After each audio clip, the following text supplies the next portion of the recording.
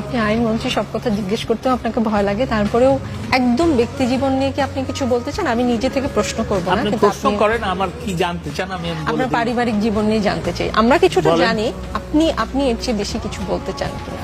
আমি 1987 সালে ডিসেম্বরের 18 তারিখে বিয়ে করি।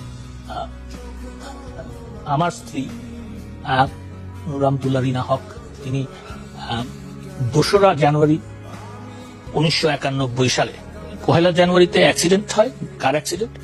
2রা জানুয়ারি 1991 সালে 2:45 মিনিটে ইন্তেকাল করে। তারপরে আমি আর বিবাহ করি নাই, সেটা ঠিক। আমার কোনো সন্তান নাই, সেটাও ঠিক। আমি 3 বছর 14 দিন বিবাহিত ছিলাম, আর এখন বিপদ নেই।